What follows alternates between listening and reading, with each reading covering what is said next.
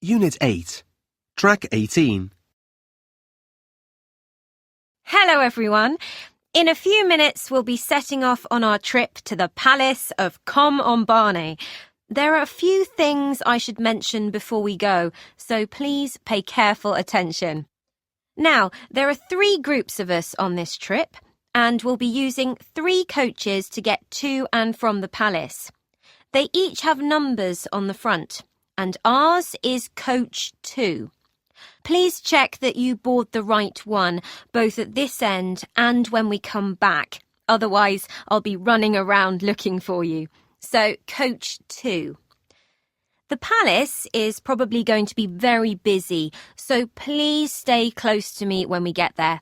If you lose me, head for the main gate, which is opposite the ticket office, and you'll find me there. Alternatively, call me on my mobile. The number's in your information pack. Your pack also contains a card called a Freedom Key. Keep hold of this, as you can use it to get money off in the cafes and restaurant at the palace. Now, these days, the palace is a museum, but you'll be surprised to hear that people still live there. No, they're not kings or queens, but local people who work at the palace and their families. Many of them wear traditional clothes, so they make a great subject for a photograph. But please ask them if it's okay before doing this. These people may also offer to sell you small wooden and stone statues that they've made. They make lovely souvenirs. They'll probably ask you for about $20 or so for these, but it's perfectly acceptable. Indeed, it's usually expected to offer them less. 30% below the asking price would be an acceptable figure, but please don't try to go lower than that. The statues, by the way, are a copy of the large statue of King Hupugata, which is just inside the main gate. A quick word of warning. This is of great significance to the locals, and while nobody will object to you photographing it, they don't like people touching it. So hands firmly in pockets when you walk past him, please.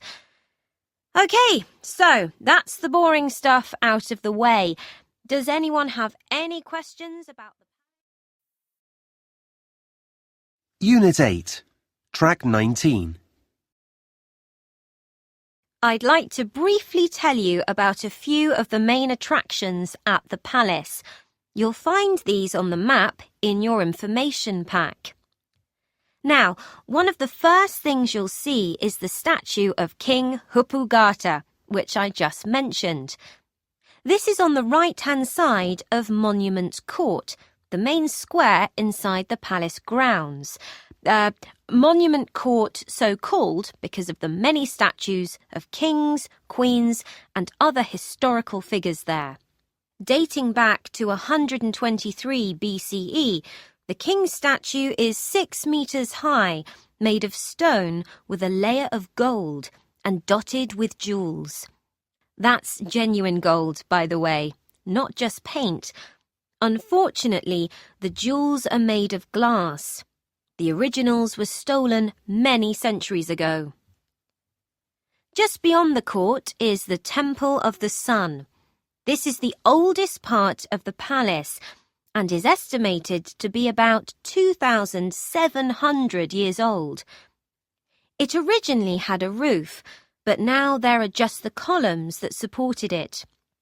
There are 130 of them altogether, each one rising between 20 and 25 meters from the ground to support a frame of iron bars on which the roof originally rested.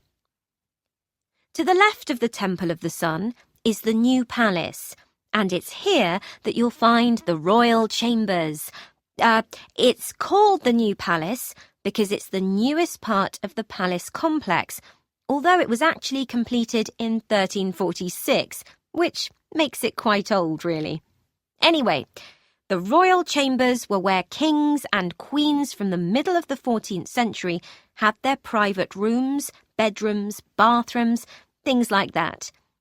It was also where they would have kept all their valuables, although these have now been moved to the Palace Museum, which is also worth a visit. This was opened in March 2010. No, sorry, 2011. As well as valuables like jewellery and other historical objects, the museum also houses an impressive collection of weapons, including a sword that is said to have belonged to King Hupugata himself.